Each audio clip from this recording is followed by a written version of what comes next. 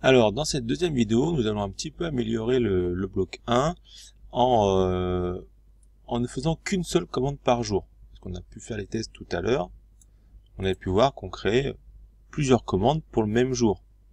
Alors, il n'y a pas de violation de contrainte unique, puisque je vous rappelle que dans la date, on a aussi l'heure, la minute, les secondes. C'est pour ça qu'on peut avoir ici différentes commandes le même jour avec le même référence et le même login qui sont ici à la clé.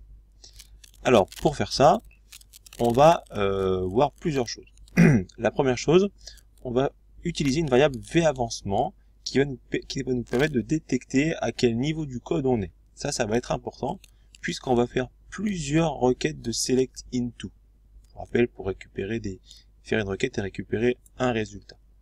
Le problème, c'est que si on ne fait pas de variable d'avancement, si cette requête génère une erreur no data found ou si cette requête génère une erreur no data found, on va arriver dans le même gestion d'exception.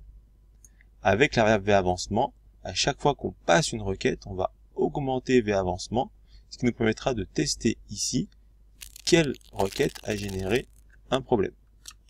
Donc globalement, la structure du bloc est exactement la même. La seule petite différence, c'est cette variable vAvancement que je vais initialiser à 1, puis passer à 2 dès que la sélection du produit aura été faite. La gestion de la quantité restante est la même, mais ici, avant de faire la mise à jour, je vais vérifier si une commande pour ce produit, pour ce jour-là, existe déjà, en ne prenant en compte que le jour, le mois et l'année. Si cette requête fonctionne, je la mets à jour. Plutôt qu'en créer une nouvelle, j'augmente la quantité commandée pour cette journée. Et une fois que j'ai fait ça, je mets à jour le produit.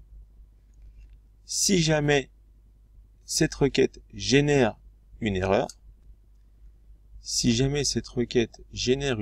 no data found, c'est que aucune commande n'a été créée aujourd'hui, donc je la crée ici.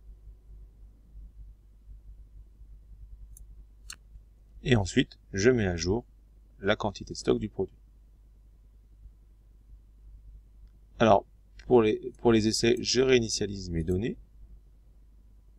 Je peux vérifier que j'ai bien remis un stock à 50, ici. J'exécute mon bloc une première fois. Je vérifie que mon stock est bien passé à 0. Je réexécute mon bloc une deuxième fois. Je vérifie que j'ai bien une commande qui a été générée avec 50 quantités commandées. Et je réexécute mon bloc une dernière fois. Et contrairement à tout à l'heure, j'ai pas une deuxième commande, mais j'ai juste la quantité commandée qui va être cumulée sur les deux commandes que j'ai passées. Donc voilà pour l'exécution des blocs. Alors les blocs c'est pratique, mais c'est quand même pas hyper utilisé en entreprise, qu'il n'y a aucun intérêt à faire des copier-coller de blocs à tout va. Donc le but ultime de tout ça, c'est de stocker le code directement dans la base de données. Soit avec des procédures, soit avec des fonctions, soit qui seront déclenchées à la demande, soit avec des procédures ou fonctions qu'on appelle des triggers qui vont se déclencher automatiquement et que nous verrons dans la vidéo suivante. Donc revenons sur les procédures et les fonctions. La procédure PL.1 qu'on a déjà utilisée tout à l'heure. J'ai donc créé une procédure, create or replace, c'est-à-dire que si elle existe déjà, je la remplace. Procédure qui s'appelle PLPro1 et qui va être composée d'un bloc. Ce bloc PLSQL, donc il n'y a plus de mot-clé déclare, le mot-clé déclare est remplacé par le create or replace procédure, va s'exécuter à partir du begin. Et dans cette procédure PLSQL, je supprime le contenu de mes tables et je recrée mes deux produits. Il faudrait aussi valider la transaction pour que, en cas d'utilisation partagée, tout fonctionne correctement. Quand j'ai une procédure ici, je la sélectionne, je la lance, et j'ai dans mon journal ici, élément procédure PL. compilé. Si jamais des erreurs surviennent lors de la compilation, vous serez averti ici. Et pour l'exécuter, on fait execute, comme tout à l'heure, pro 1, ce qui me permet de réinitialiser les procédures. De réinitialiser les données, pardon. Deuxième sous-programme possible, on peut faire des fonctions. Donc la différence, c'est qu'on va pouvoir retourner une donnée, ici de type entier.